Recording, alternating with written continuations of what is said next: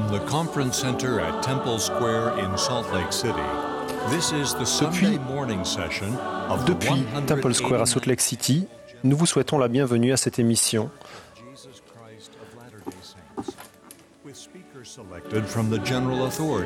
Diffusée depuis le centre de conférence de Temple Square à Salt Lake City, voici la session du dimanche matin de la 189e conférence générale d'avril de l'Église de Jésus-Christ des Saints des Derniers Jours, avec des orateurs choisis parmi les autorités générales et les officiers généraux de l'Église.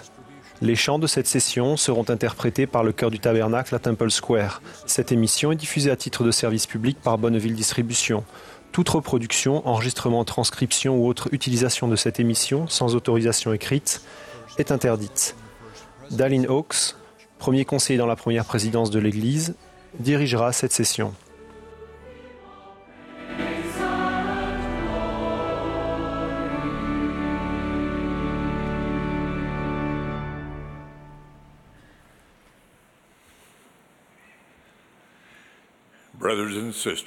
Mes frères et sœurs, nous vous souhaitons la bienvenue à la session du dimanche matin de la 189e conférence générale d'avril de l'Église de Jésus-Christ des Saints des Derniers Jours.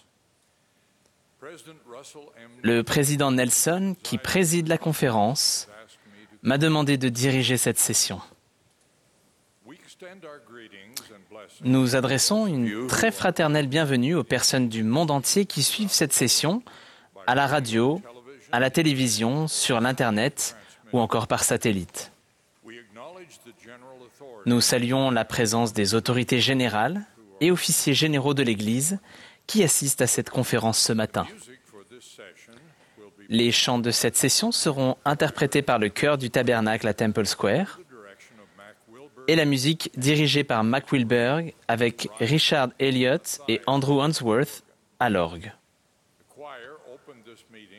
Le chœur a ouvert cette réunion en chantant « Sing praise to him » et interprétera à présent « Quel fondement ferme ». Bradley Foster des 70 fera ensuite la prière d'ouverture, puis le chœur chantera « Je ressens son amour ».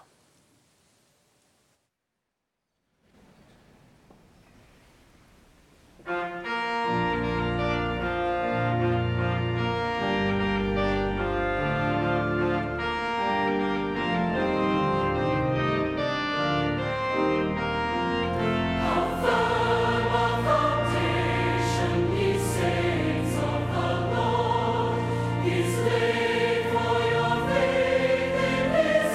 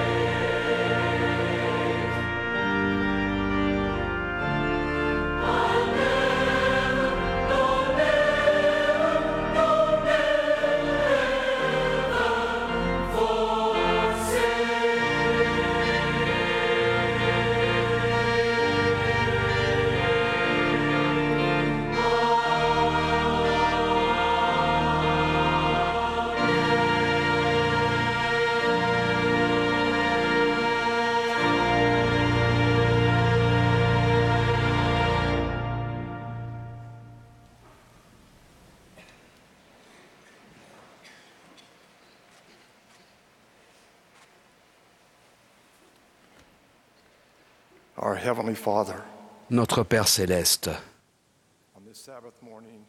en ce matin de sabbat, nous inclinons la tête humblement en expression de la reconnaissance que nous éprouvons pour toi par la prière, comme nous sommes reconnaissants pour ce magnifique plan de salut que tu as pour tes enfants, quelle que soit l'époque où ils vivent sur la terre. Nous te remercions de l'occasion que chacun d'entre nous a d'être frères et sœurs pour nous aider à retourner en ta présence.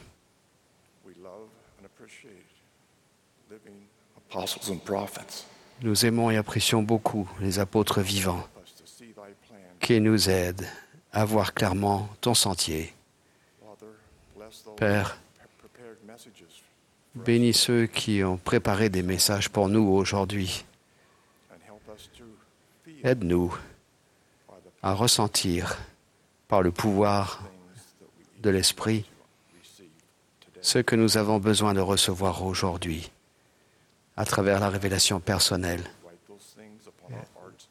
Et nous prions que le Saint-Esprit grave ces choses sur notre cœur pour que nous les mettions en pratique.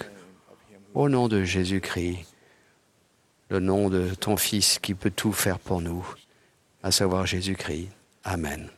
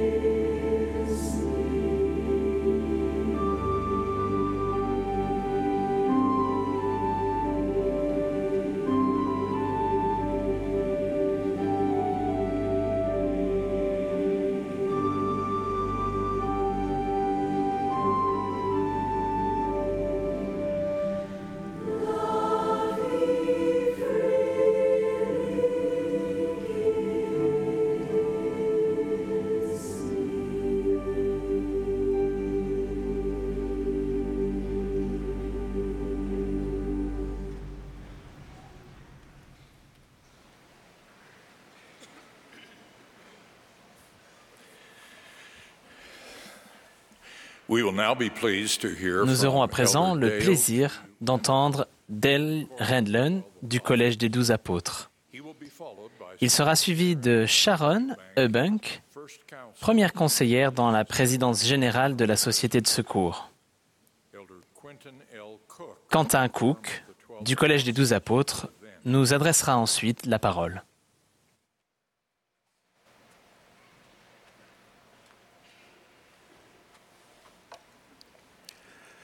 My dear brothers and sisters, Mes chers frères et sœurs, our Heavenly Father and Jesus Christ notre Père céleste et desire to bless Jésus-Christ each of us. désirent bénir chacun d'entre nous. La question de savoir comment nous obtenons ces bénédictions fait l'objet de débats et de discussions théologiques depuis des siècles. Certaines personnes affirment que les bénédictions sont quelque chose que nous gagnons, que nous ne les recevons que par nos efforts. D'autres soutiennent que Dieu a déjà choisi qui il bénira et comment, et que ce qu'il a déterminé est immuable. Ces deux opinions sont foncièrement incorrectes. Les bénédictions du ciel ne se gagnent ni en accumulant frénétiquement des coupons de bonnes actions, ni en attendant désespérément de voir si nous avons gagné à la loterie des bénédictions.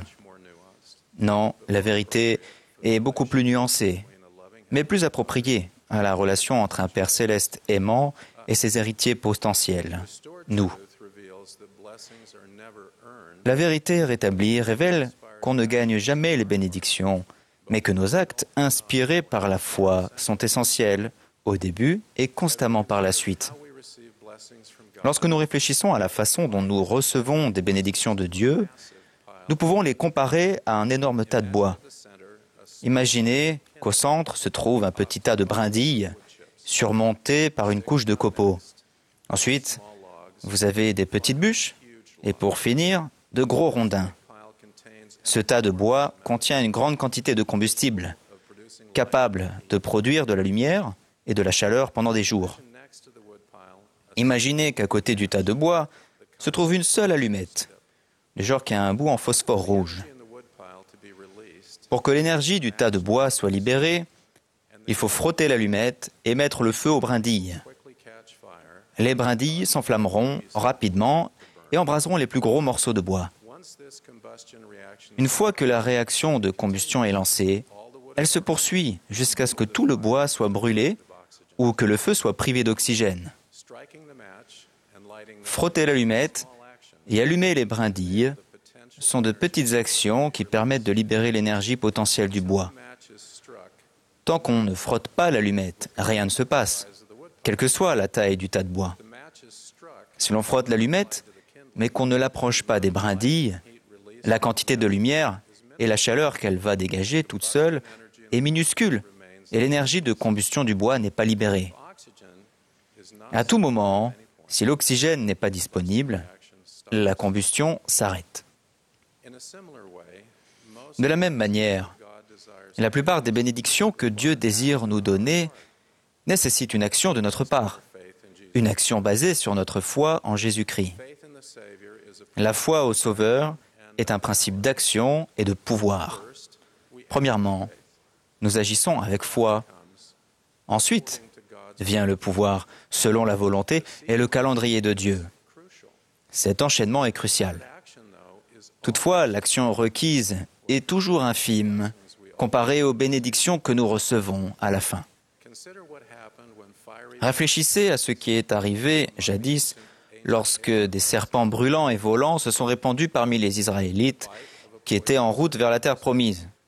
La morsure des serpents venimeux était mortelle, mais tous ceux qui avaient été mordus pouvaient être guéris en regardant un serpent en bronze que Moïse avait fabriqué et placé sur une perche.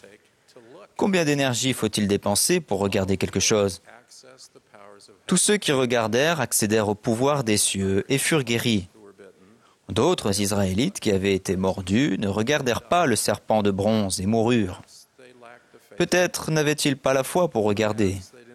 Peut-être ne croyaient-ils pas qu'un geste aussi simple pouvait entraîner la guérison promise. Ou peut-être s'étaient-ils volontairement endurci le cœur et avaient-ils rejeté la recommandation du prophète de Dieu. L'activation des bénédictions qui viennent de Dieu est un principe éternel. Comme les Israélites d'autrefois, pour être bénis, nous devons, nous aussi, agir selon notre foi en Jésus-Christ. Dieu a révélé le principe suivant. Il y a une loi irrévocablement décrétée dans les cieux avant la fondation du monde, sur laquelle reposent toutes les bénédictions. Et lorsque nous obtenons une bénédiction quelconque de Dieu, c'est par l'obéissance à cette loi sur laquelle elle repose. Cela dit, on ne gagne pas une bénédiction. Cette notion est fausse. Mais nous devons nous qualifier pour la recevoir. Notre salut ne vient que par les mérites et la grâce de Jésus-Christ. L'immensité de son sacrifice expiatoire signifie que le tas de bois est infini. Nos piètres actions sont proches du zéro en comparaison. Mais elles ne sont pas zéro. Et elles ne sont pas insignifiantes. Dans la nuit, une allumette allumée se voit à des kilomètres. En fait, elle se voit dans les cieux, car de petits actes de foi sont nécessaires pour déclencher les promesses de Dieu. Pour recevoir de Dieu une bénédiction souhaitée, agissez avec foi, frottant ainsi l'allumette métaphorique dont la bénédiction céleste dépend. Par exemple, l'un des buts de la prière est d'obtenir des bénédictions que Dieu est disposé à accorder, mais que nous devons demander pour les obtenir. Alma a imploré de recevoir la miséricorde et qu'il soit mis à un terme à ses souffrances. Il a cessé d'être déchiré par le souvenir de ses péchés. Sa joie a dépassé sa douleur. Tout cela parce qu'il a imploré Jésus-Christ avec foi. L'énergie d'activation que nous devons avoir consiste à faire suffisamment preuve de foi en Christ pour prier Dieu sincèrement et accepter sa volonté et son calendrier comme réponse. Souvent, l'énergie d'activation nécessaire pour les bénédictions demande davantage que simplement chercher et demander. Elle exige des actes remplis de foi continue et répétés. Au milieu du 19e siècle, Brigham Young a demandé à un groupe de saints des derniers jours d'aller explorer l'Arizona, région aride d'Amérique du Nord, et de s'y établir. Une fois arrivés sur place, les membres du groupe ont épuisé leurs réserves d'eau et craignaient de mourir. Ils ont supplié Dieu de les aider. Peu après, il a plu et neigé, ce qui leur a permis de remplir leurs tonneaux et de préserver leur bétail. Reconnaissants et revigorés, ils sont rentrés à Salt Lake City en louant Dieu pour sa bonté. Une fois rentrés, ils ont rapporté les détails de leur expédition à Brigham Young et indiqué qu'ils en avaient conclu que l'Arizona était inhabitable. Après avoir écouté leur rapport, Brigham Young a demandé à un homme dans la pièce ce qu'il pensait de l'expédition et du miracle. Cet homme, Daniel W. Jones, a répondu de manière laconique. « J'aurais fait le plein, j'aurais repris la route et j'aurais encore prié. » Frère Brigham a posé la main sur Frère Jones et a dit « Voilà l'homme qui sera en charge du prochain voyage en Arizona. » Nous nous souvenons tous de moments où nous sommes allés de l'avant, avons encore prié et avons reçu des bénédictions. Les expériences de Michael et de Marianne Holmes illustrent ces principes. Michael et moi avons servi ensemble comme 70 d'interrégion. J'étais heureux chaque fois qu'on lui demandait de prier lors de nos réunions, parce que sa profonde spiritualité était manifeste et qu'il savait comment parler à Dieu. J'aimais l'entendre prier. Pourtant, au début de leur mariage, Michael et Marianne ne priaient pas et n'allaient pas à l'église. Ils étaient accaparés par leurs 3 jeunes enfants et une entreprise de construction florissante. Michael avait l'impression de ne pas être un homme religieux. Un soir, leur évêque leur a rendu visite et leur a recommandé de commencer à prier. Lorsque l'évêque les a quittés, Michael et Marianne ont décidé d'essayer. Avant d'aller se coucher, ils se sont agenouillés au pied de leur lit et, mal à l'aise, Michael a commencé. Après quelques mots maladroits, il s'est arrêté brusquement et a dit « Marianne, je n'y arrive pas. » Comme il se relevait et était sur le point de partir, Marianne lui a pris la main. l'a forcé à se remettre à genoux et a dit « Mike, tu peux le faire. Essaye encore. » Grâce à cet encouragement, Michael a terminé sa courte prière. Les Holmes ont commencé à prier régulièrement. Ils ont accepté l'invitation d'un voisin d'aller à l'église. Quand ils sont entrés dans la salle de culte et ont entendu le cantique d'ouverture, l'Esprit leur a murmuré « C'est vrai. » Plus tard, à l'insu de tous, et sans qu'on le lui demande, Michael a aidé à débarrasser des déchets à l'église. Tandis qu'il le faisait, il a eu un sentiment distinct. Ceci est ma maison. Michael et Marianne ont accepté des appels dans l'église et ont servi dans leur paroisse et dans leur pieux. Ils ont été scellés l'un à l'autre et à leurs 3 enfants. Ils ont eu d'autres enfants, 12 en tout. Les Holmes ont été appelés à présider une mission à 2 reprises. La première prière maladroite était une action, petite mais pleine de foi, qui a déclenché les bénédictions du ciel.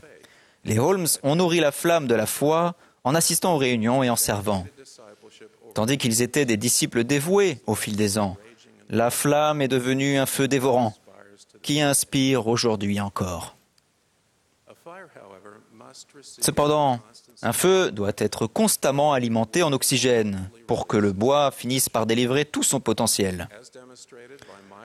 Comme l'ont démontré Michael et Marianne Holmes, la foi en Christ nécessite des actions continues pour que le brasier reste vivace. De petites actions alimentent notre capacité de marcher sur le chemin des alliances et mènent aux plus grandes bénédictions que Dieu peut offrir. Mais l'oxygène n'arrive que si nous continuons, au sens figuré, à bouger les pieds. Parfois, nous devons fabriquer un arc et une flèche avant que la révélation nous dise où nous devons chercher notre nourriture. Parfois, nous devons fabriquer des outils avant que la révélation nous dise comment construire un bateau. Parfois, sous la direction du prophète du Seigneur, nous devons préparer un petit gâteau avec le peu d'huile et de farine qui nous reste, avant de recevoir une cruche d'huile et un pot de farine qui ne diminue pas. Et parfois, nous devrons rester calmes, savoir qu'il est Dieu et avoir confiance en son calendrier. Quand vous recevez une bénédiction de Dieu, vous pouvez en conclure que vous avez respecté la loi éternelle qui permet que cette bénédiction vous soit octroyée. Mais n'oubliez pas que la loi irrévocablement décrétée n'a pas de date limite, ce qui signifie que les bénédictions arrivent selon le calendrier de Dieu. Même les prophètes d'autrefois qui cherchaient leur demeure céleste sont morts dans la foi sans avoir obtenu les choses promises, mais ils les ont vues et saluées de loin.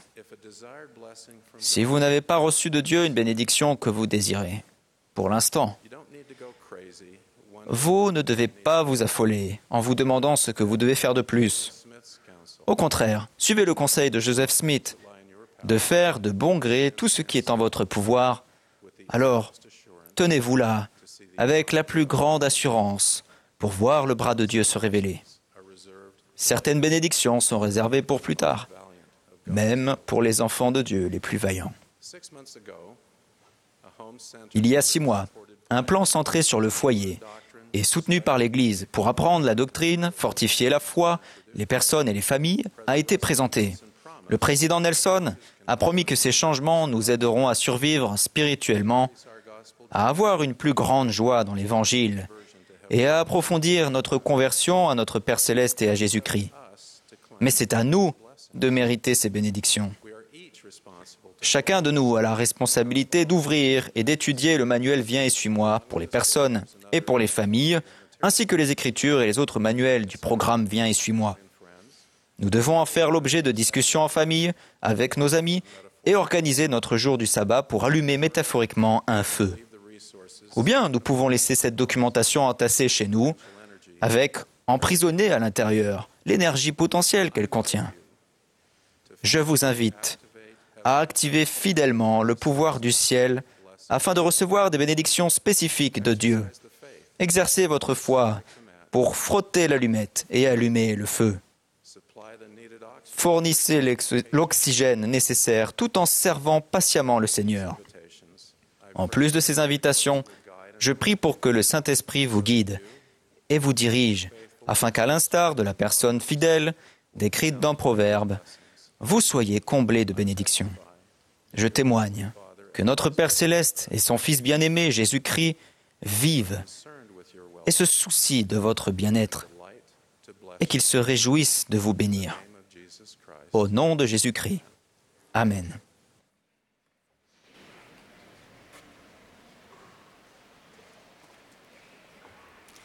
De mon bureau du bâtiment de la Société de secours, j'ai une vue parfaite sur le temple de Salt Lake City. Chaque soir, à la tombée de la nuit, aussi régulièrement qu'une horloge, les lumières extérieures s'allument. Le temple est un phare immuable et rassurant, juste en face de ma fenêtre. Un soir de février dernier, après le coucher du soleil, mon bureau est resté sombre contrairement à l'habitude. Comme je regardais par la fenêtre, j'ai vu le temple dans l'obscurité. Les lumières ne s'étaient pas allumées. Je me suis tout à coup sentie triste. Je n'arrivais pas à voir les flèches du temple que j'apercevais chaque soir depuis des années. Voir l'obscurité, là où je m'attendais à voir la lumière, m'a rappelé que l'un de nos besoins fondamentaux pour progresser est de rester lié à Jésus-Christ, notre Rédempteur. Il est la source de notre énergie, la lumière et la vie du monde. Sans un lien fort avec lui, nous commençons à mourir spirituellement. Satan le sait et essaye d'exploiter les pressions du monde que nous subissons. Il s'emploie à faire baisser notre lumière, de court-circuiter l'alimentation et de nous laisser seuls dans l'obscurité. Ces pressions sont des situations courantes de la condition mortelle, mais Satan s'acharne à nous isoler et à nous faire croire que nous sommes les seuls à les vivre. Certains d'entre nous sont paralysés par le chagrin.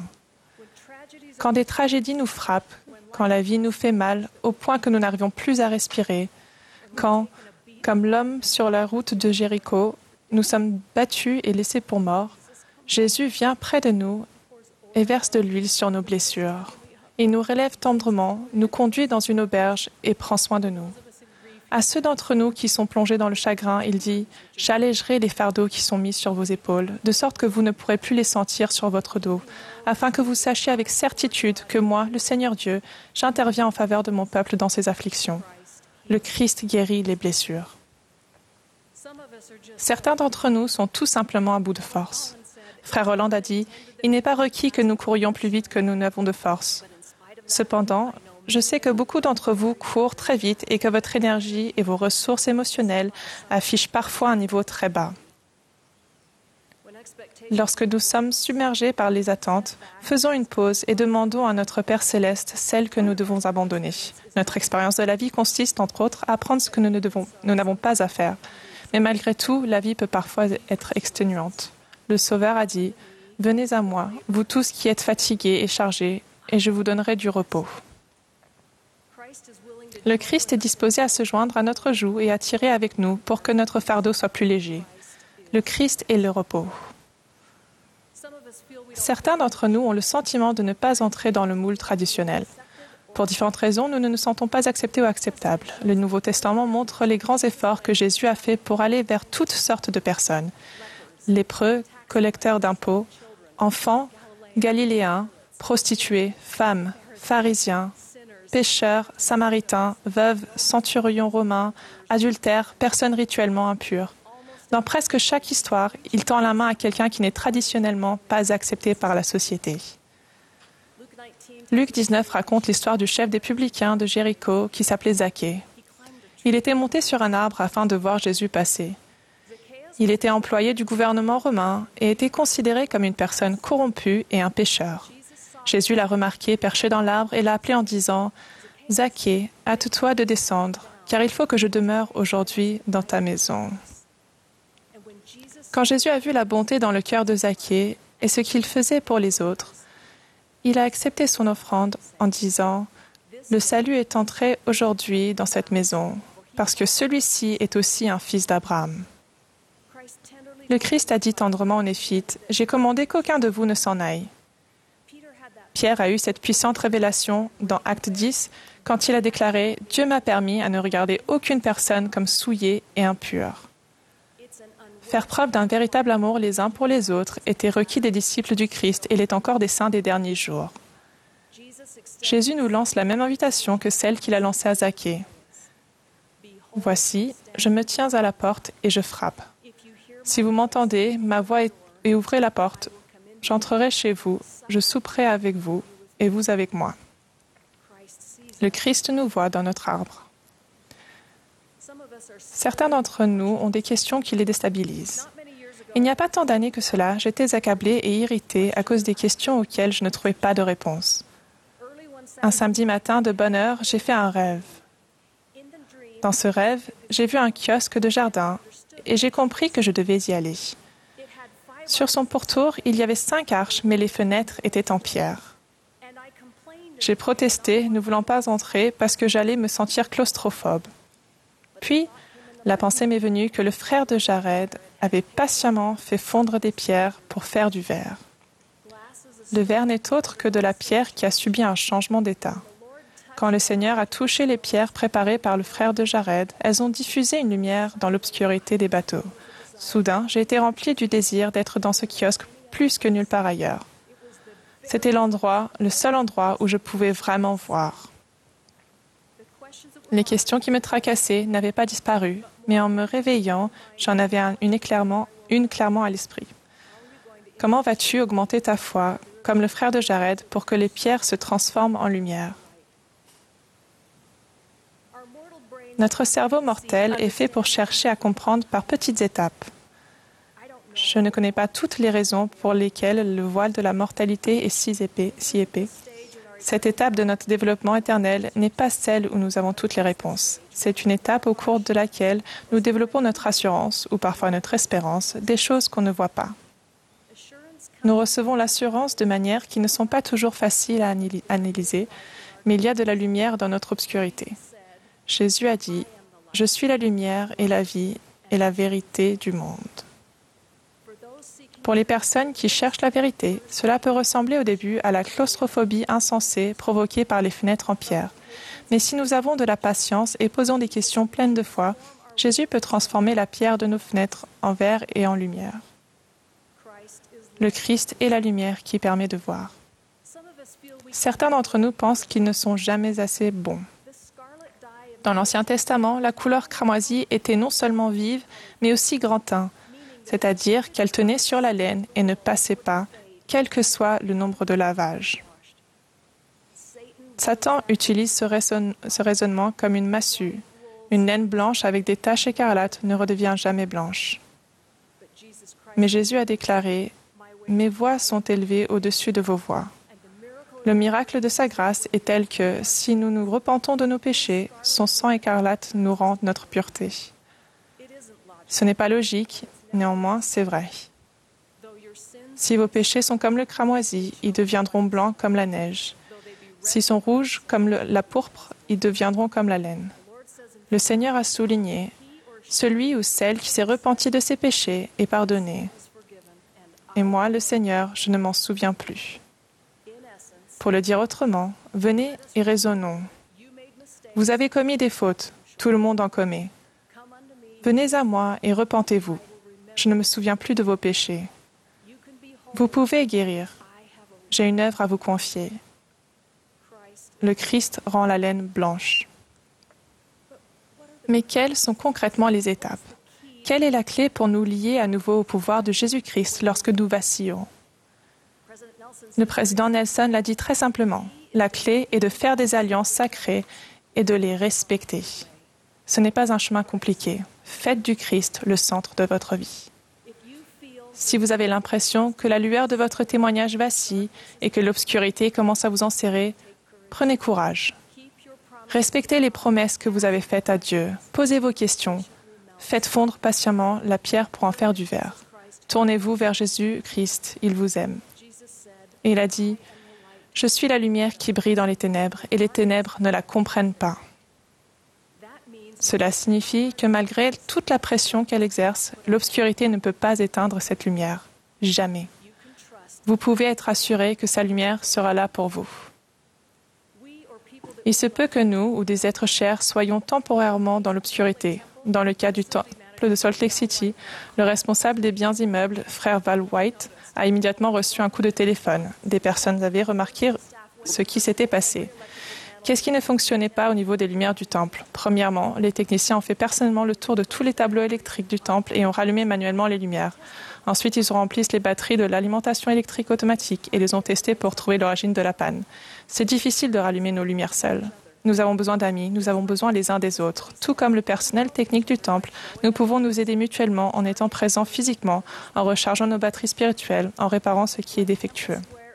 Comme Temple Square à l'époque de Noël, nous ne sommes peut-être qu'une ampoule sur un arbre, mais notre petite lumière brille et, tous ensemble, nous pouvons attirer des millions de personnes vers la maison du Seigneur.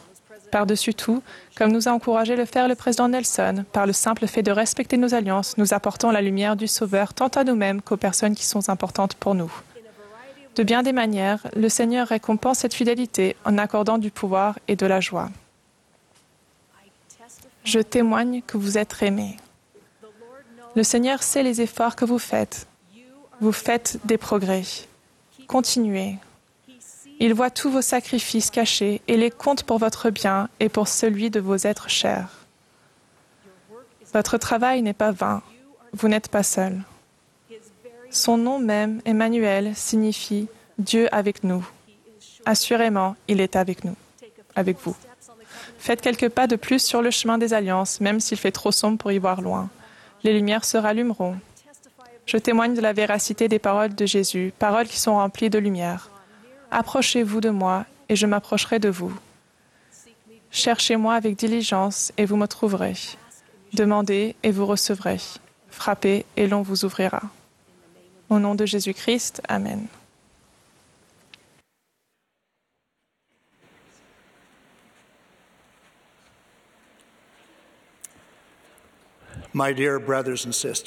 Mes chers frères et sœurs, nous sommes à une époque unique et cruciale de l'histoire.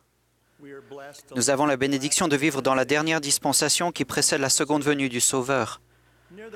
En 1829, vers le début de cette dispensation, environ un an avant que l'Église soit officiellement organisée, nous avons reçu une révélation qui nous est chère, annonçant qu'une œuvre merveilleuse était sur le point de s'accomplir. Cette révélation spécifiait que les personnes désireuses de servir Dieu se qualifiaient par la foi, l'espérance, la charité et l'amour, l'œil fixé uniquement sur la gloire de Dieu. La charité, qui est l'amour pur du Christ, comprend l'amour éternel de Dieu pour tous ses enfants. Mon but ce matin est de mettre l'accent sur le rôle essentiel de ce genre d'amour dans l'œuvre missionnaire, l'œuvre de l'histoire familiale et du Temple, et de l'observance religieuse familiale centrée sur le foyer et soutenue par l'Église. Notre amour pour le Sauveur et notre amour pour nos semblables sont les premières caractéristiques et motivations du service pastoral et des objectifs spirituels que notre prophète bien-aimé, Russell M. Nelson, nous a demandé d'accomplir lors des changements annoncés en 2018. J'ai été exposé à la relation qui existe entre l'œuvre missionnaire et l'amour très tôt dans ma vie. À l'âge de 11 ans, j'ai reçu une bénédiction patriarcale d'un patriarche qui était aussi mon grand-père.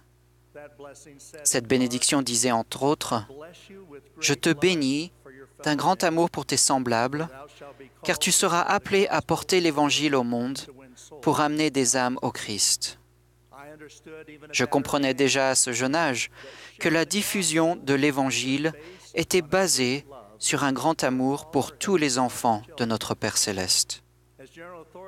Nous, les autorités générales chargées d'élaborer le programme Prêcher mon Évangile il y a 15 ans, avons conclu que l'amour était essentiel à l'œuvre missionnaire à notre époque, comme cela a toujours été le cas. Le chapitre 6 relatif aux vertus chrétiennes, notamment la charité et l'amour, a toujours été le chapitre le plus apprécié des missionnaires. En qualité d'émissaires du Sauveur, la plupart des missionnaires éprouvent ce genre d'amour. Et quand c'est le cas, leurs efforts sont bénis. Si les membres acquièrent la vision d'un tel amour, qui est essentiel pour assister le Seigneur dans ses desseins, son œuvre s'accomplira. J'ai eu l'honneur de jouer un petit rôle dans un exemple merveilleux de ce genre d'amour. Alors que j'étais le président de l'interrégion des îles du Pacifique, j'ai reçu un appel de Wayne Schutt. Dans sa jeunesse, il avait fait une mission au Samoa. Plus tard, il y est retourné en tant que président de mission. Quand il m'a téléphoné, il était alors président du temple d'Apia au Samoa. Tandis qu'il était président de mission, l'un de ces jeunes missionnaires s'appelait O. Vincent Halleck, qui est maintenant président de l'interrégion d'Océanie. Président Schutt éprouvait un grand amour et un grand respect pour Vince et toute la famille Halleck.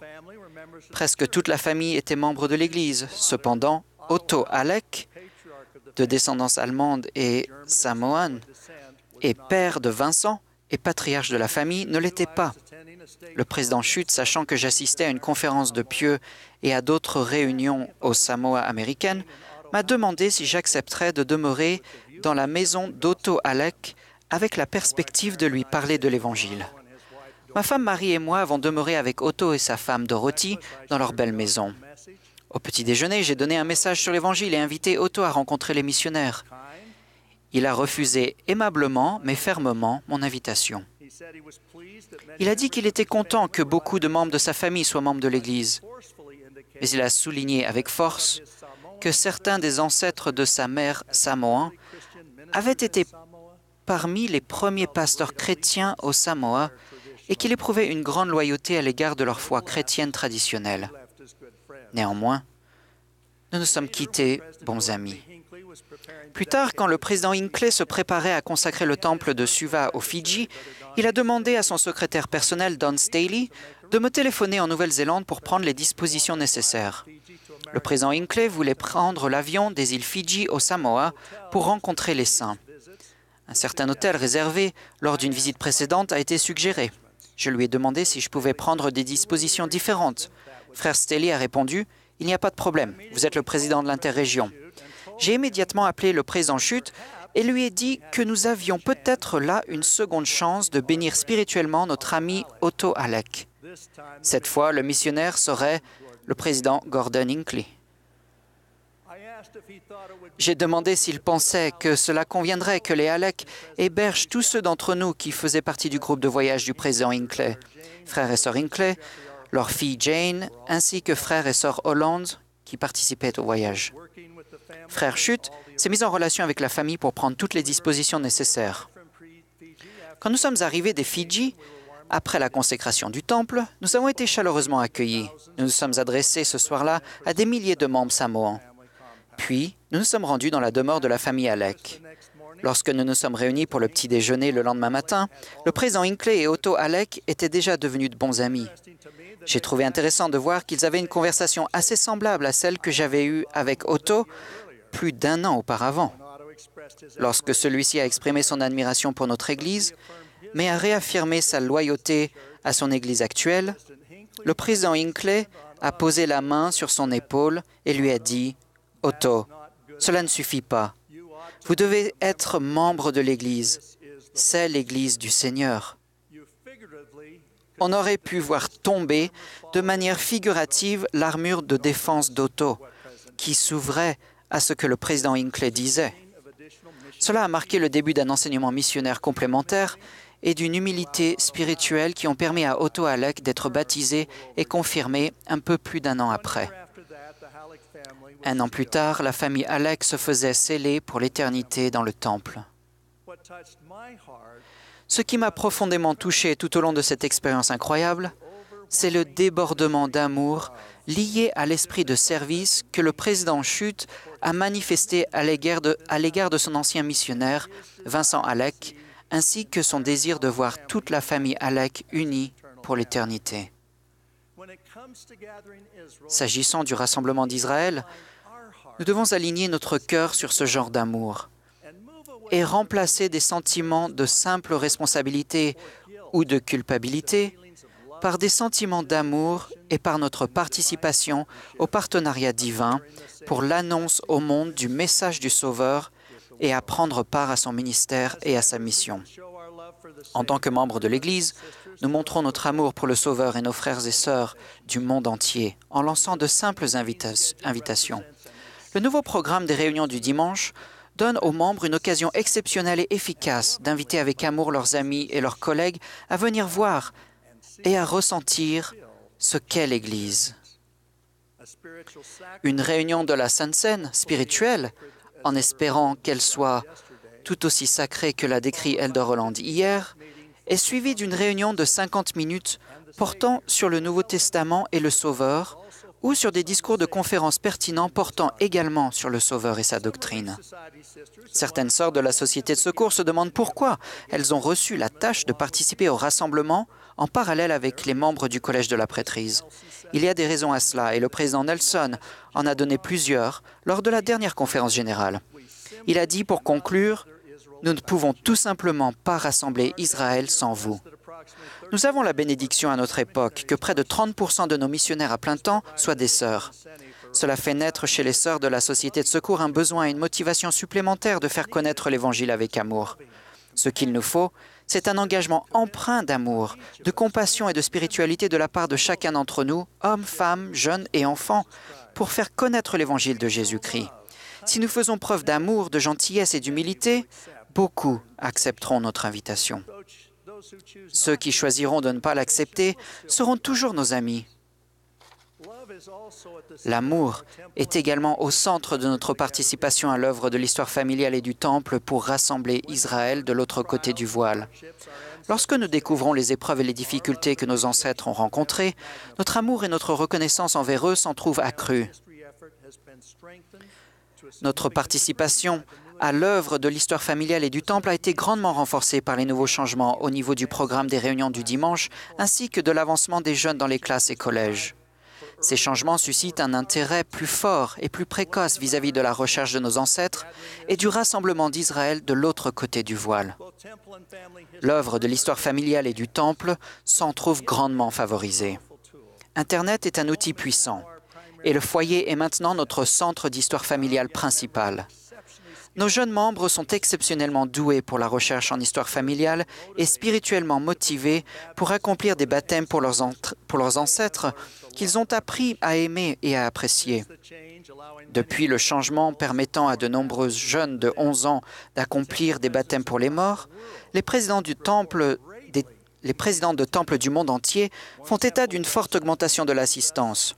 Un président de temple rapporte « Il y a eu une progression remarquable du nombre de représentants pour les baptêmes et la présence supplémentaire des jeunes de 11 ans amène davantage de familles. Même à leur jeune âge, ils semblent éprouver du respect et entrevoir le but de l'ordonnance qu'ils sont en train d'accomplir. C'est merveilleux à voir. Je sais que nos dirigeants de la primaire et des jeunes fournissent et continueront de fournir de gros efforts au niveau de l'œuvre de l'histoire familiale et du Temple. Les sœurs de la Société de secours et les frères de la prêtrise peuvent s'acquitter avec amour de leurs responsabilités vis-à-vis de l'œuvre de l'histoire familiale et du Temple en y participant individuellement, mais aussi en aidant et en inspirant les enfants et les jeunes à rassembler Israël de l'autre côté du voile. C'est particulièrement important au sein du foyer et durant le jour du sabbat. Je promets qu'en accomplissant les ordonnances pour leurs ancêtres avec amour, nos jeunes et nos familles seront fortifiés et protégés dans ce monde de plus en plus méchant. Je témoigne aussi personnellement que notre président, Russell M. Nelson, a reçu des révélations d'une profonde importance concernant les temples et l'œuvre qui s'y accomplit. Le nouvel accent mis sur l'étude et la mise en pratique de l'Évangile centré sur le foyer, ainsi que la documentation fournie par l'Église, constitue de magnifiques moyens de préparer avec amour les familles éternelles et les personnes à rencontrer Dieu et à vivre avec lui. Quand un homme et une femme sont scellés au temple, ils entrent dans le saint ordre du mariage de la nouvelle alliance éternelle, ordre de la prêtrise. Ensemble, ils obtiennent et reçoivent des bénédictions et le pouvoir de la prêtrise pour diriger les affaires de la famille. Hommes et femmes ont des rôles uniques, comme énoncés dans la famille, déclaration au monde, mais leur intendance est égale en valeur et en importance. Ils possèdent un pouvoir égal de recevoir des révélations pour leur famille. Lorsqu'ils œuvrent ensemble dans l'amour et la justice, leurs décisions reçoivent la bénédiction du ciel. Les personnes qui cherchent à connaître la volonté du Seigneur pour elles-mêmes ou pour leur famille doivent s'efforcer d'acquérir la justice, l'humilité, la bonté et l'amour. L'humilité et l'amour caractérisent les personnes qui recherchent la volonté du Seigneur, en particulier en ce qui concerne leur famille. Il est de notre responsabilité individuelle de tendre vers la perfection, de nous qualifier pour les bénédictions liées aux alliances de nous et de nous préparer à rencontrer Dieu. Nous devons être autonomes et activement engagés à faire de notre foyer un refuge contre les tempêtes qui nous environnent et un sanctuaire de foi. Les parents ont la responsabilité d'instruire leurs enfants avec amour. Les foyers remplis d'amour sont une joie, un délice et littéralement un coin des cieux sur la terre. Le cantique préféré de ma mère était « Dans nos foyers, tout est beau ». Chaque fois qu'elle entendait la première phrase « Dans nos foyers, tout est beau quand fleurit l'amour », elle était visiblement touchée jusqu'aux larmes. Lorsque nous étions enfants, nous savions que nous vivions dans un bon foyer. C'était l'une de ses priorités les plus élevées. En plus d'une atmosphère aimante au foyer, le président Nelson a souligné la nécessité de limiter l'usage des médias qui perturbent nos objectifs les plus importants. Un ajustement qui profitera à presque toutes les familles est de faire d'Internet, des médias sociaux et de la télévision des serviteurs au lieu d'objets de distraction ou pire, de maîtres. La guerre qui a pour enjeu l'âme de chacun, mais notamment celle des enfants, se mène souvent au sein du foyer. Nous, parents, devons nous assurer que le contenu des médias est à la fois sain, approprié à l'âge et en accord avec le cadre aimant que nous nous efforçons de créer. L'enseignement que nous donnons dans notre foyer doit être clair et convaincant, mais également spirituel, joyeux et plein d'amour. Je promets que si nous nous concentrons sur notre amour pour le Sauveur et son expiation, que nous faisons de lui la pièce centrale de nos efforts pour rassembler Israël des deux côtés du voile, que nous servons les autres et que nous nous préparons individuellement à rencontrer Dieu, l'influence de l'adversaire diminuera. Et la joie, le délice et la paix de l'Évangile élèveront notre foyer dans l'amour du Christ. Je témoigne de ses promesses doctrinales et atteste de façon certaine de Jésus-Christ et de son sacrifice expiatoire pour nous. Au nom de Jésus-Christ, Amen.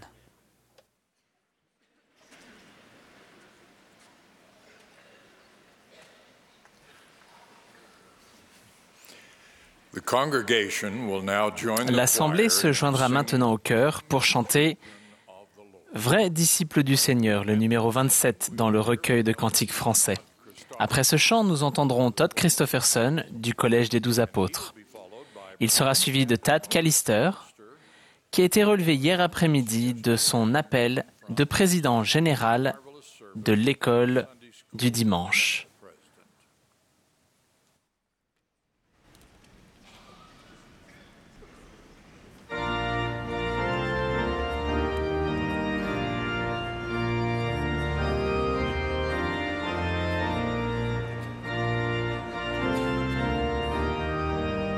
This is the 189th Annual General Conference of The Church of Jesus Christ of Latter-day Saints.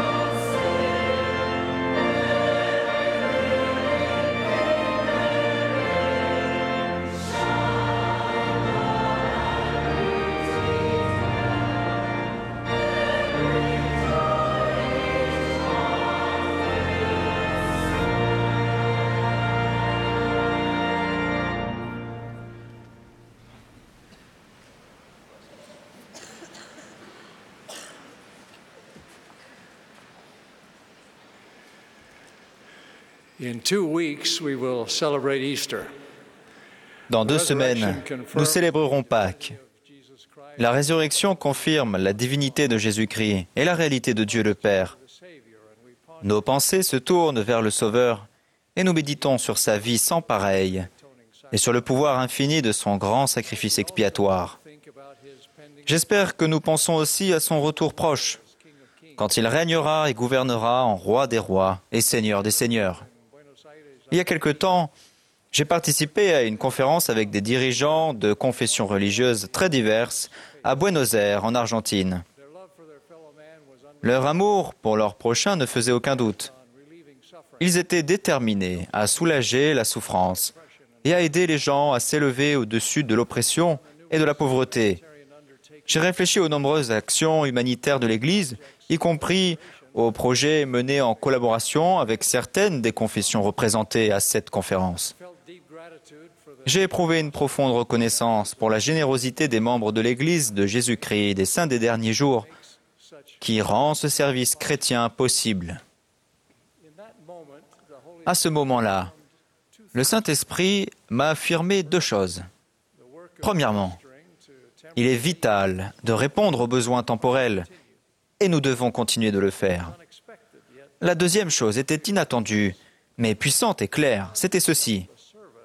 Au-delà du service des intéressés, il est capital de préparer le monde pour la seconde venue du Seigneur Jésus-Christ. Quand il viendra, l'oppression et l'injustice ne diminueront pas seulement, elles cesseront. Le loup habitera avec l'agneau, et la panthère se couchera avec le chevreau.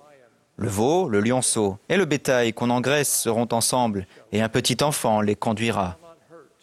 Il ne se fera ni tort ni dommage sur toute ma montagne sainte, car la terre sera remplie de la connaissance du Seigneur, comme le fond de la mer par les eaux qui le couvrent.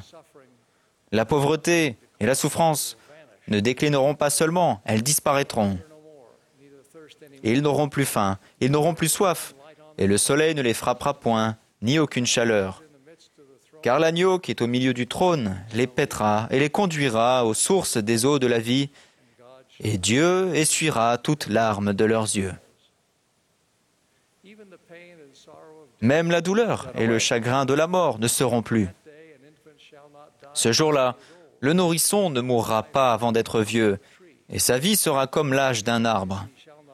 Et lorsqu'il mourra, il ne dormira pas, c'est-à-dire dans la terre, mais sera changé en un clin d'œil, et sera enlevé, et son repos sera glorieux. Alors oui, faisons tout ce que nous pouvons pour soulager les souffrances et le chagrin maintenant, et consacrons-nous plus diligemment aux préparatifs nécessaires pour le jour où la douleur et le mal prendront fin. Quand le Christ régnera en personne sur la terre, que la terre sera renouvelée et recevra sa gloire paradisiaque. Ce sera un jour de rédemption et de jugement. L'évêque anglican Durham N.T. Bright a décrit avec pertinence la signification de l'expiation, de la résurrection et du jugement du Christ, dans la victoire sur l'injustice et le rétablissement de l'ordre en toutes choses. Il a dit, « Dieu a fixé un jour où il jugera le monde selon la justice, par l'homme qu'il a désigné, ce dont il a donné à tous une preuve certaine en le ressuscitant des morts. »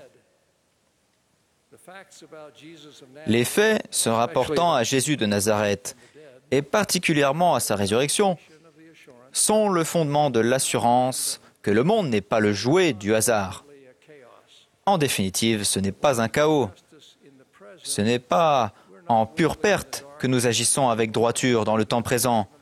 Nous ne sommes pas en train d'étayer un bâtiment qui finira par s'effondrer ou de réparer une voiture qui, en réalité, est destinée à la casse. Lorsque Dieu a ressuscité Jésus, cela a été l'événement microcosmique dans lequel l'acte macrocosmique ultime de jugement était entièrement contenu, la semence de l'espérance ultime. Dieu a déclaré, de la manière la plus puissante que l'on puisse imaginer, que Jésus de Nazareth était vraiment le Messie. Dans le plus grand paradoxe de l'histoire, Jésus lui-même a subi un jugement cruel et injuste, venant à l'endroit qui symbolisait et cristallisait toutes les myriades de cruauté et d'injustice de l'histoire, pour porter en lui-même ce chaos, ces ténèbres, cette cruauté, cette injustice, et en réduire le pouvoir à néant. » Fin de citation. Tandis que je participais à cette conférence à Buenos Aires, l'Esprit m'a montré clairement que l'Église de Jésus-Christ des Saints des derniers jours est revêtue du pouvoir et de la mission unique d'accomplir les préparatifs nécessaires pour la seconde venue du Seigneur. En fait, c'est dans ce but qu'elle a été rétablie. Pouvez-vous trouver ailleurs un peuple qui embrasse l'époque actuelle comme étant la prophétique dispensation de la plénitude des temps, dans laquelle Dieu a le but de réunir toutes choses en Christ?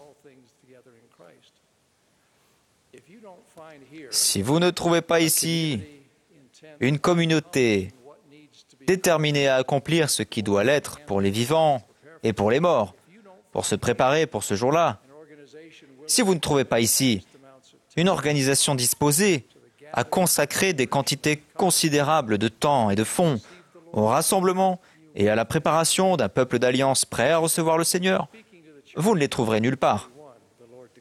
En 1831, le Seigneur s'adressant à l'Église a déclaré « Les clés du royaume de Dieu sont remises à l'homme sur la terre, et c'est de là que l'Évangile roulera jusqu'aux extrémités de la terre. Invoquez le Seigneur pour que son royaume aille de l'avant sur la terre, pour que les habitants de la terre le reçoivent et soient préparés pour les jours à venir, où le Fils de l'homme descendra dans les cieux, revêtu de l'éclat de sa gloire, à la rencontre du royaume de Dieu qui est établi sur la terre. » Que faire pour nous préparer maintenant pour ce jour? Nous pouvons nous préparer en tant que peuple. Nous pouvons rassembler le peuple d'alliance du Seigneur. Et nous pouvons aider à racheter les promesses de salut faites au Père, c'est-à-dire à nos ancêtres. Tout ceci doit s'accomplir dans une grande mesure avant le retour du Sauveur. Il est essentiel et crucial pour le retour du Seigneur qu'il y ait sur la terre un peuple prêt à le recevoir à sa venue.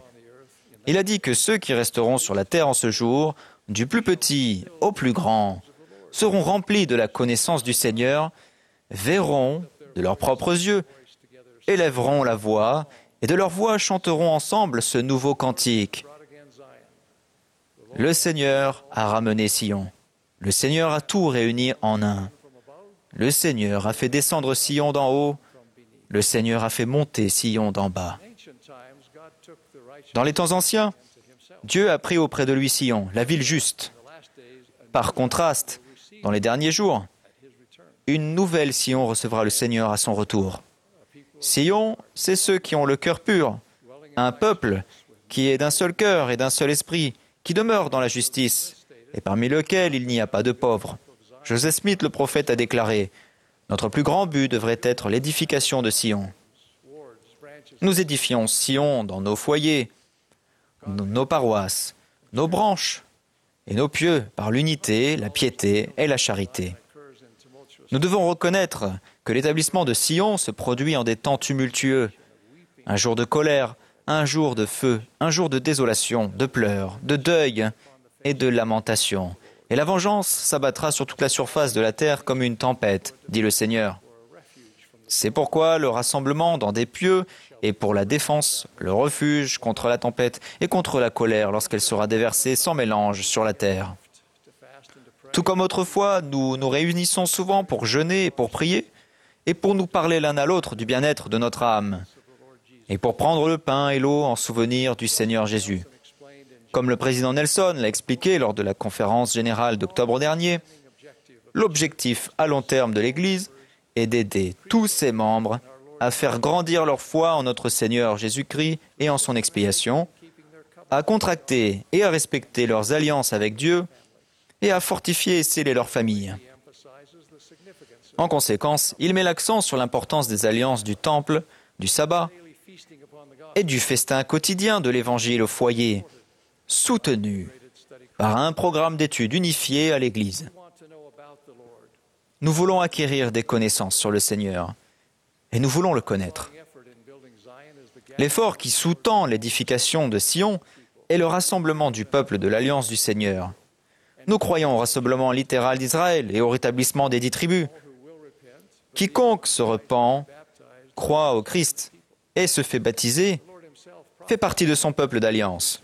Le Seigneur lui-même a prophétisé qu'avant son retour, l'Évangile serait prêché dans le monde entier pour recouvrer son peuple qui est de la maison d'Israël.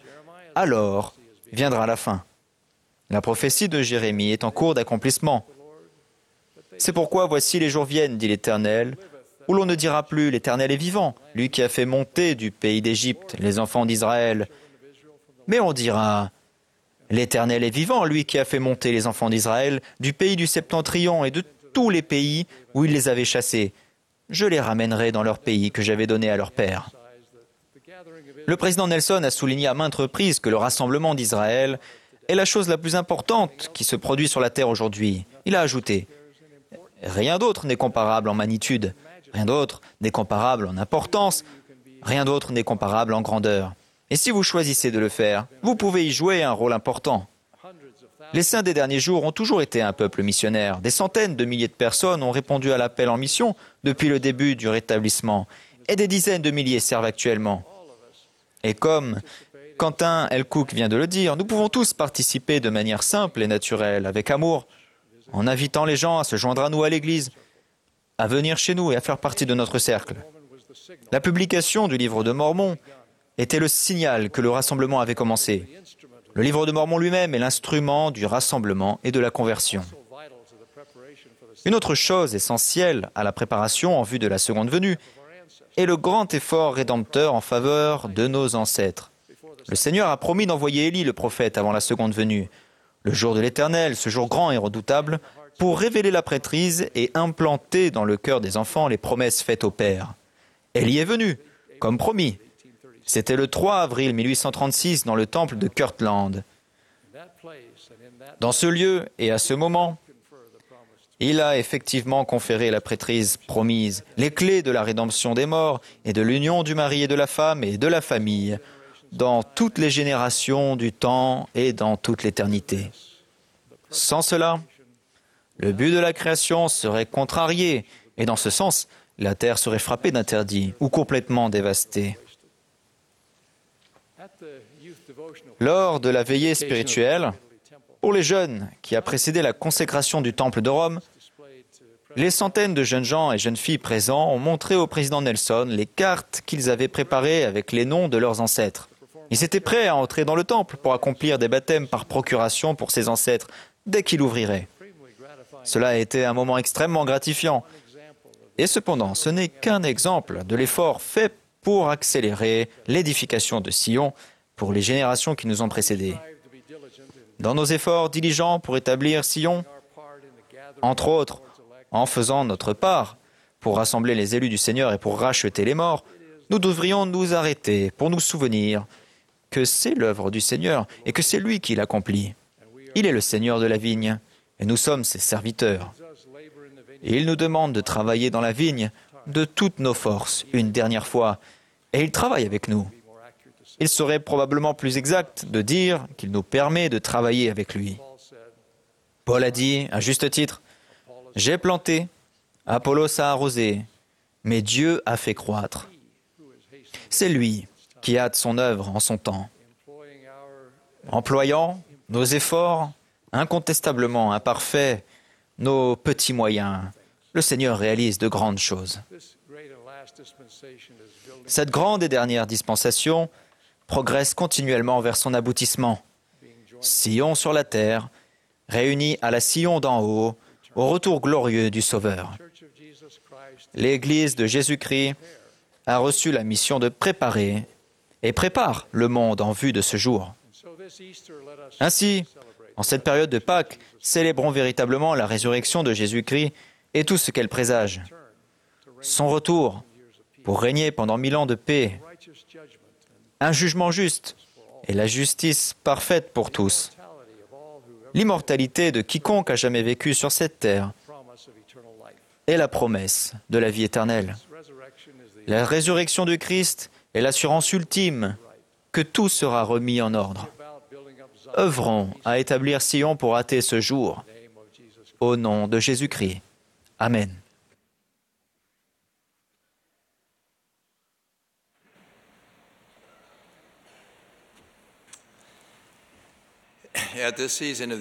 En cette période de l'année, nous méditons particulièrement sur l'expiation du Sauveur et nous nous en réjouissons. C'est véritablement la doctrine la plus grandiose, la plus épanouissante pour l'esprit et la plus exaltante que le monde et l'univers aient jamais connue. C'est ce qui donne l'espérance et un sens à notre vie. Qu'est-ce donc que l'expiation de Jésus-Christ ?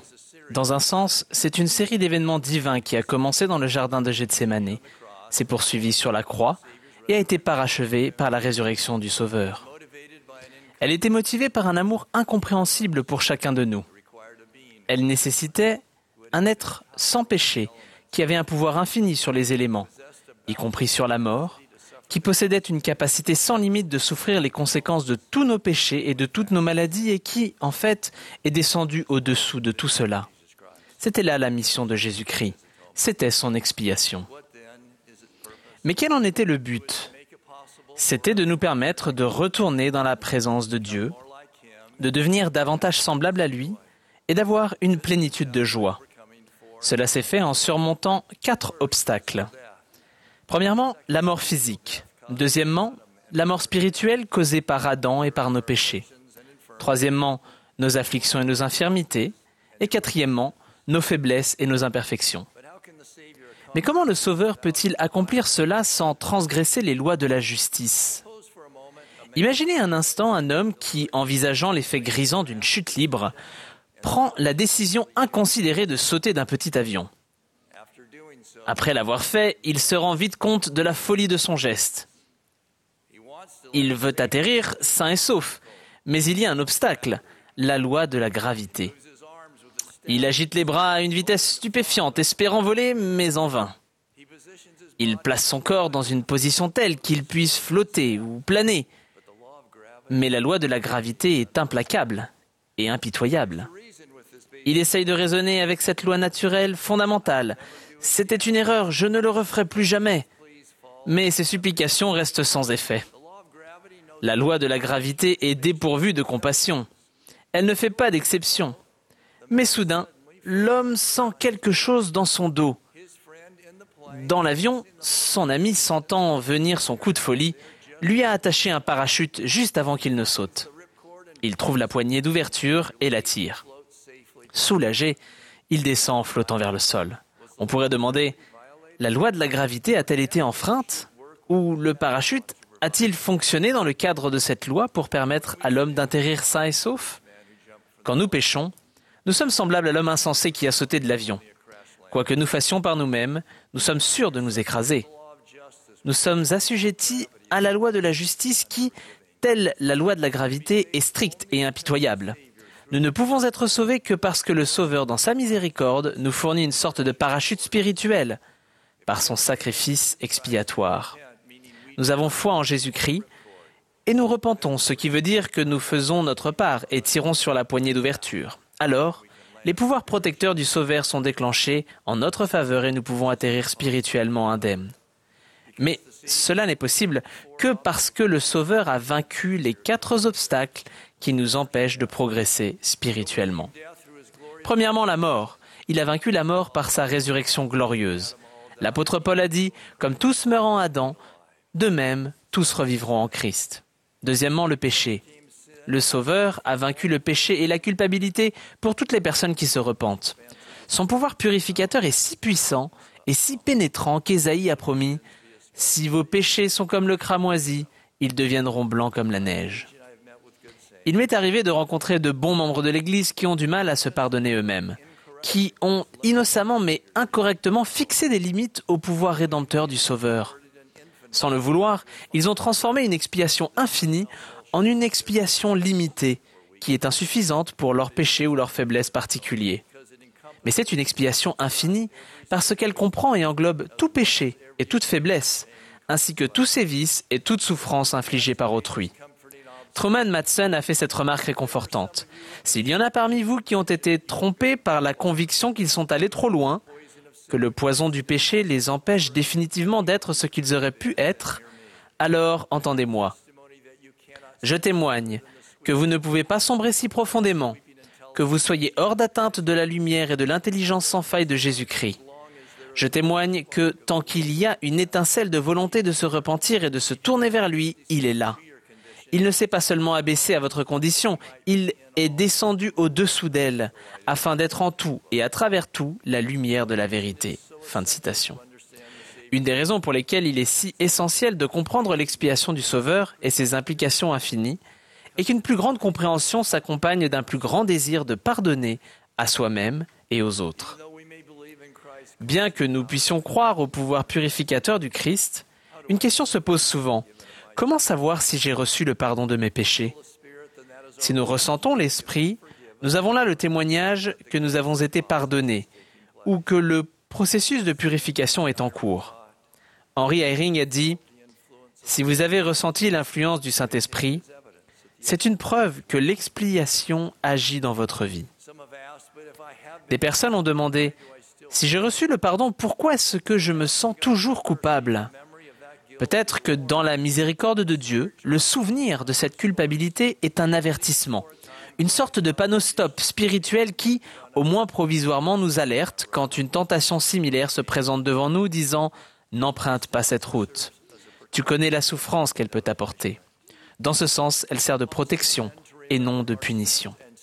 Est-il donc possible de nous souvenir de nos péchés et d'être cependant libérés de la culpabilité? Alma se souvenait de ses péchés, même des années après s'être repenti.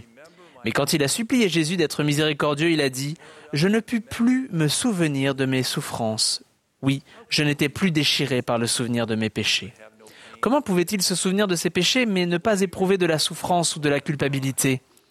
Parce que quand nous nous repentons, nous sommes nés de Dieu. Comme le disent les Écritures, nous devenons de nouvelles créatures en Christ. En étant parfaitement honnêtes, nous pouvons dorénavant dire « Je ne suis pas l'homme ou la femme qui a commis ces péchés passés. Je suis un être nouveau et transformé. » Troisièmement, les afflictions et les infirmités. Alma a fait cette prophétie. Le Christ ira subissant des souffrances et des afflictions et des tentations de toute espèce. Pourquoi? Afin que ses entrailles soient remplies de miséricorde, afin qu'il sache, selon la chair, comment secourir son peuple selon ses infirmités. Comment le fait-il? Parfois, il ôte l'affliction. Parfois, il nous fortifie pour que nous la supportions. Et parfois, il nous donne une perspective éternelle pour que nous puissions mieux en comprendre la nature temporaire. Après avoir croupi pendant près de 2 mois dans la prison de Liberty, Joseph Smith s'est écrié « Ô Dieu, où es-tu » Au lieu de lui accorder une délivrance immédiate, Dieu a répondu « Mon fils, que la paix soit en ton âme. Ton adversité et tes afflictions ne seront que pour un peu de temps. Et alors, si tu les supportes bien, Dieu t'exaltera en haut. » Joseph comprenait maintenant que cette expérience amère n'était qu'un point sur l'étendue de l'éternité. Fort de cette vision améliorée, il a écrit aux membres de l'Église depuis la même cellule de prison. « Frères tendrement aimés, faisons de bon gré tout ce qui est en notre pouvoir. Alors, nous pourrons nous tenir là avec la plus grande assurance pour voir le salut de Dieu. » Grâce à l'expiation du Sauveur, nous pouvons avoir une perspective éternelle qui donne du sens à nos épreuves et l'espérance de notre délivrance. Quatrièmement, les faiblesses et les imperfections. Grâce à son expiation, le Sauveur a un pouvoir habilitant parfois appelé grâce, qui nous aide à surmonter nos faiblesses et nos imperfections, et ainsi nous aide dans notre quête pour devenir davantage semblable à lui. Moroni a lancé cette exhortation. Oui, venez au Christ et soyez rendus parfaits en lui, afin que par sa grâce vous soyez parfaits dans le Christ. Il semble qu'il y ait au moins 2 canaux ou moyens de nous prévaloir de ce pouvoir habilitant qui peut nous raffiner et même nous rendre parfaits. Premièrement, les ordonnances salvatrices. Les Écritures nous disent « Le pouvoir de la divinité se manifeste dans ces ordonnances ». Parfois, il nous arrive de penser aux ordonnances comme à une liste récapitulative nécessaire à l'exaltation, mais en vérité, chacune d'elles libère un pouvoir divin qui nous aide à devenir davantage semblables au Christ. Par exemple, lorsque nous sommes baptisés et que nous recevons le don du Saint-Esprit, nous sommes purifiés, devenant ainsi plus saints à l'image de Dieu. De plus, grâce au Saint-Esprit, notre esprit est éclairé et notre cœur adouci de sorte que nous pouvons penser et nous sentir davantage comme lui. Et lorsque nous sommes scellés en tant qu'époux, nous héritons du droit des trônes, des royaumes, des principautés, des puissances comme dons de Dieu. Un deuxième canal d'accès à ce pouvoir habilitant est constitué par les dons de l'Esprit. Grâce à l'expiation du Christ, nous sommes éligibles pour recevoir le don du Saint-Esprit et les dons spirituels qui l'accompagnent. Ces dons sont des attributs de la divinité. Par conséquent, chaque fois que nous acquérons un don de l'Esprit, nous devenons davantage semblables à Dieu. C'est indubitablement la raison pour laquelle les Écritures nous enjoignent à de nombreuses occasions de rechercher ces dons. George Buchanan a dit « Personne ne devrait dire « Oh, je n'y peux rien, c'est ma nature ». Ce n'est pas une justification, car Dieu a promis de donner des dons qui élimineront nos faiblesses. Comme nous ne sommes pas parfaits, notre devoir est de prier pour demander le don qui nous rendra parfaits. En résumé, l'expiation du Sauveur nous donne la vie au lieu de la mort, un diadème au lieu de la cendre, la guérison au lieu de la blessure et la perfection au lieu de la faiblesse. C'est l'antidote céleste aux obstacles et aux difficultés de ce monde. Au cours de sa dernière semaine dans la condition mortelle, le Sauveur a dit « Vous aurez des tribulations dans le monde, mais prenez courage, j'ai vaincu le monde. » Parce que le Sauveur a accompli son expiation, il n'y a aucune force, ni personne, ni événement extérieur, ni péché, ni mort, ni divorce, qui puisse nous empêcher d'atteindre l'exaltation, à condition que nous respections les commandements de Dieu. Fort de cette connaissance, nous pouvons marcher résolument, avec courage, et l'assurance absolue que Dieu est avec nous dans cette quête céleste.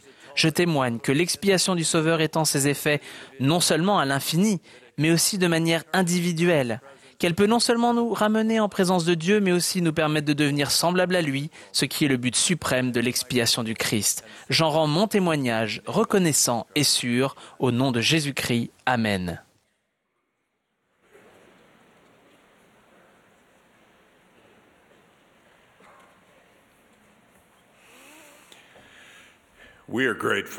Nous sommes reconnaissants des magnifiques messages que nous avons entendus et des chants édifiants que nous a interprétés le chœur du tabernacle ce matin. Le chœur interprétera maintenant « Rocher du salut suprême ». Le dernier orateur de cette session sera Russell Nelson, notre prophète bien-aimé. Après son discours, le chœur terminera cette réunion en chantant « Viens et suis-moi ». Ensuite, Jane Bingham, présidente générale de la Société de secours, fera la prière de clôture.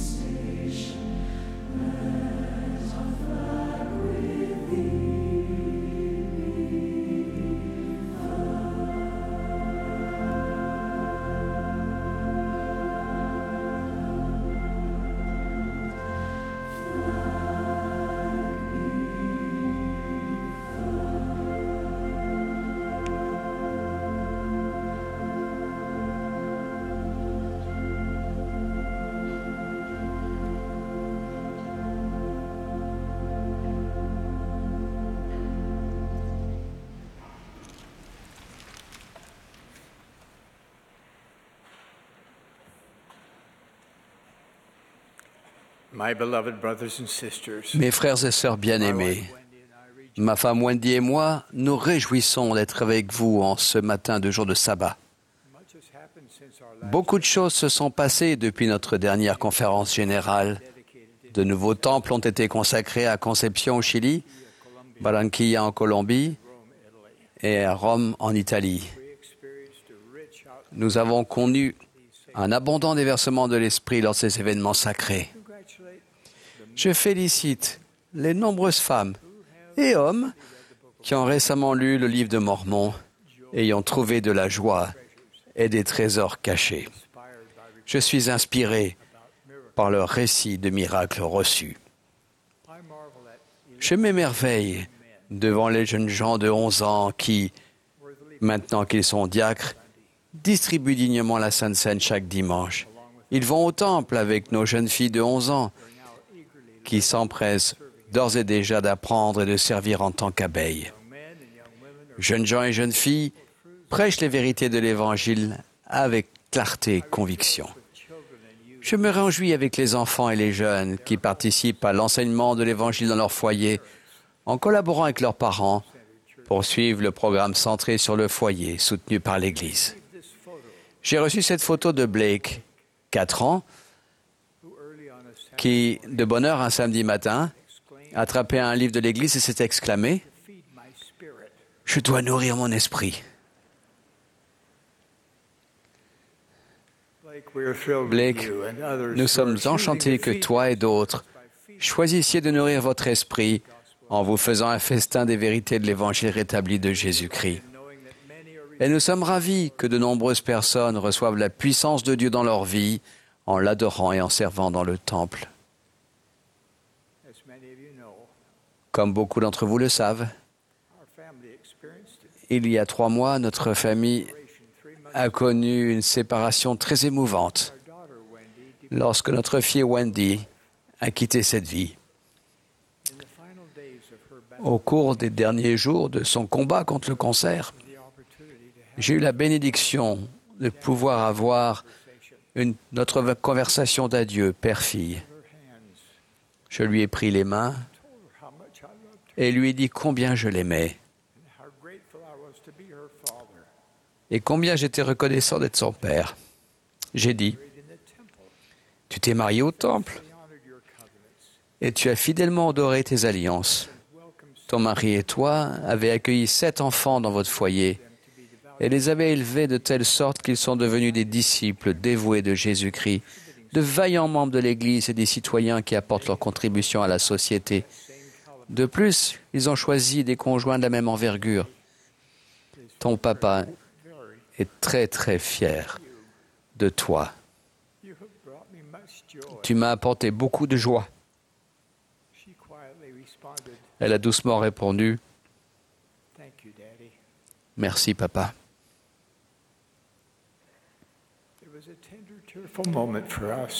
Cela a été un moment de grande émotion et de larmes pour nous. Pendant les 67 ans qu'elle a vécu, nous avons travaillé ensemble, chanté ensemble et souvent skié ensemble. Mais ce soir-là, nous avons parlé des choses qui importent le plus, telles que les alliances, les ordonnances, l'obéissance, la foi, la famille, la fidélité, l'amour et la vie éternelle. Notre fille nous manque beaucoup. Néanmoins, grâce à l'Évangile rétabli de Jésus-Christ, nous ne sommes pas inquiets pour elle. En continuant d'honorer nos alliances avec Dieu, nous vivons dans l'attente de la retrouver. Entre-temps, nous servons le Seigneur ici. Elle le sert là-bas, au paradis. En fait, au début de l'année, ma femme et moi sommes allés à Paradis, à savoir Paradis, en Californie. Il s'est trouvé que notre visite programmée en ce lieu tombait moins de 40 heures après que notre fille a quitté ce monde. Les saints du Pieu de Chico, en Californie, nous ont soutenus, ainsi que Kevin Pearson et sa femme June qui nous accompagnaient. Nous avons été informés de leur grande foi, de leur service et des miracles qui se sont produits même au milieu de leurs pertes accablantes suite à l'incendie de forêt le plus destructeur de l'histoire de la Californie. Pendant que nous étions là, nous avons longuement parlé avec John, un jeune agent de police qui a fait partie des nombreux premiers intervenants courageux. Il s'est remémoré les ténèbres épaisses qui sont descendues sur Paradise le 8 novembre 2018, lorsque les flammes et les braises filaient à toute allure à travers la ville, dévorant les propriétés et les biens comme un fléau, et ne laissant que des monceaux de cendres et des cheminées de briques nues. Pendant 15 heures, John a conduit à travers une obscurité impénétrable, zébrée de javelots de braises menaçantes, pour mettre en sécurité personne après personne et famille après famille, le tout au péril de sa vie. Pourtant, durant cette rude épreuve, ce qui l'épouvantait le plus était sa question lancinante. Où est ma famille? Après de nombreuses et longues heures terrifiantes, il a enfin appris qu'elle était en sécurité et évacuée. Le récit du souci de John pour sa famille m'a poussé à parler aujourd'hui à ceux d'entre vous qui, approchant la fin de votre vie dans la condition mortelle, se demandent « Où est ma famille ?» Le jour futur où vous achèverez votre mise à l'épreuve terrestre et entrerez dans le monde des esprits, vous serez confronté à cette question déchirante. Où est ma famille? Jésus-Christ enseigne le chemin qui ramène à notre foyer éternel. Il comprend le plan de progression éternelle conçu par notre Père Céleste mieux qu'aucun de nous. Après tout, il en est la clé de voûte. Il est notre Rédempteur, notre Guérisseur et notre Sauveur. Du jour où Adam et Ève ont été chassés du Jardin d'Éden, Jésus le Christ a offert son bras puissant pour aider toutes les personnes qui décident de le suivre. À maintes reprises, les Écritures rapportent qu'en dépit de toutes sortes de péchés commis par toutes sortes de personnes, son bras est toujours étendu. L'esprit en chacun de nous aspire naturellement à un amour familial qui dure éternellement. Les chansons d'amour perpétuent le faux espoir qu'il suffit de s'aimer pour être ensemble à jamais. Et certains croient erronément que la résurrection de Jésus-Christ offre la promesse que tout le monde sera avec ses êtres chers après la mort. En réalité, le Seigneur lui-même a très clairement dit que, bien que sa résurrection assure à quiconque a jamais vécu qu'il ressuscitera en effet et vivra à jamais, beaucoup plus est exigé de nous si nous désirons la grande bénédiction de l'exaltation. Le salut est une affaire individuelle, mais l'exaltation, elle, est une affaire familiale. Écoutez ces paroles adressées par le Seigneur Jésus-Christ à son prophète. Tout contrat, alliance, convention, obligation, serment, vœu, acte, union, association ou attente qui ne se font pas et ne sont pas contractés et scellés par le Saint-Esprit de promesse n'ont aucune validité, vertu ou force dans et après la résurrection d'entre les morts. Car tous les contrats qui ne sont pas faits dans ce sens prennent fin quand les hommes sont morts. Alors, qu'est-il requis d'une famille pour qu'elle soit exaltée éternellement? Nous nous qualifions pour cette bénédiction en contractant des alliances avec Dieu, en les respectant et en recevant les ordonnances essentielles. Il en est ainsi depuis le début des temps. Adam et Noé, et Ève, Noé et sa femme, Abraham et Sarah, Léhi et Saria, et tous les autres disciples dévoués de Jésus-Christ depuis la création du monde ont contracté les mêmes alliances avec Dieu. Ils ont reçu les mêmes ordonnances que nous, membres de l'Église rétablie du Seigneur aujourd'hui. Que nous recevons lors du baptême et dans le temple. Le Sauveur invite tout le monde à le suivre dans les eaux du baptême et, en temps voulu, à contracter des alliances supplémentaires avec Dieu dans le temple, ainsi qu'à recevoir ses autres ordonnances essentielles et à y être fidèles. Elles sont toutes requises pour que nous soyons exaltés avec notre famille et avec Dieu à jamais. Mon cœur se serre en pensant aux nombreuses personnes que j'aime, j'admire et respecte, qui déclinent son invitation. Elles ne tiennent pas compte des supplications de Jésus-Christ lorsqu'il nous appelle en disant « Viens et suis-moi ». Je comprends pourquoi Dieu pleure. Je pleure aussi pour ses amis et ses parents. Ce sont des hommes et des femmes merveilleux, dévoués à leur famille, à leurs responsabilités civiques. Ils donnent généreusement de leur temps, de leur énergie et de leurs moyens. Et le monde est meilleur grâce à leurs efforts. Néanmoins, ils ont choisi de ne pas faire alliance avec Dieu. Ils n'ont pas reçu les ordonnances qui les exalteront avec leur famille et les lieront ensemble à jamais.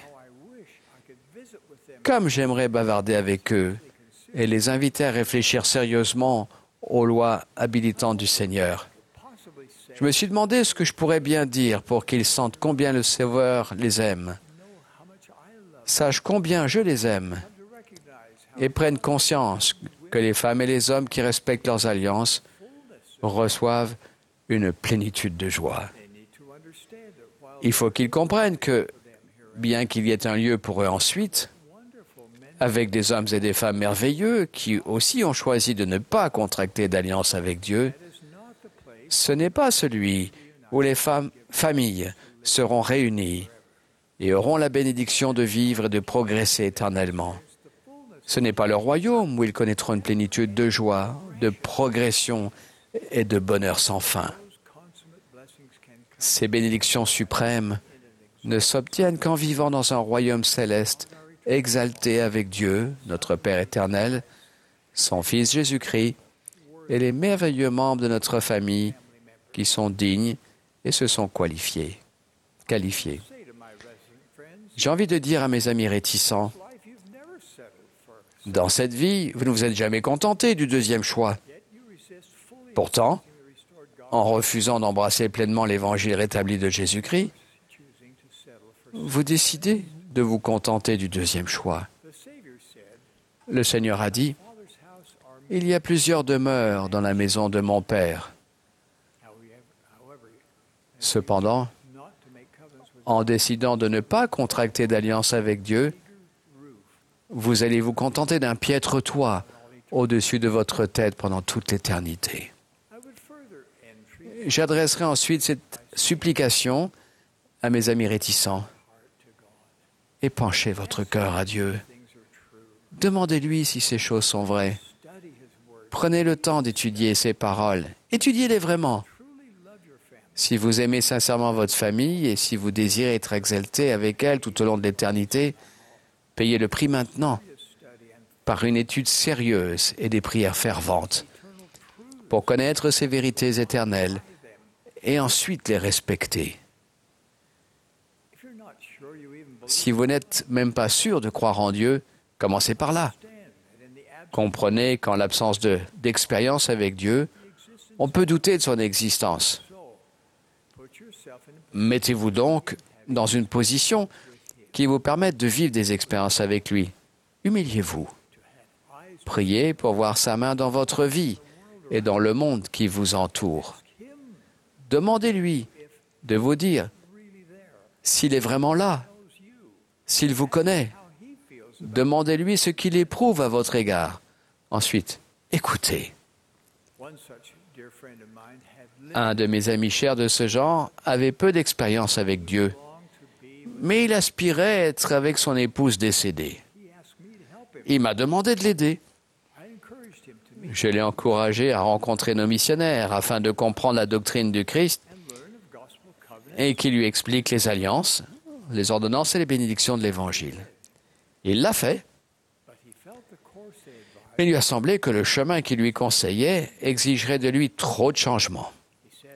Et il a dit, « Ces commandements et ces alliances sont trop difficiles, sont simplement trop durs pour moi. Il m'est impossible de payer la dîme. Je n'ai pas le temps de servir dans l'Église. » Ensuite, il m'a demandé, « Une fois que je serai mort, fais, je t'en prie, l'œuvre du temple nécessaire pour que ma femme et moi puissions de nouveau être ensemble. »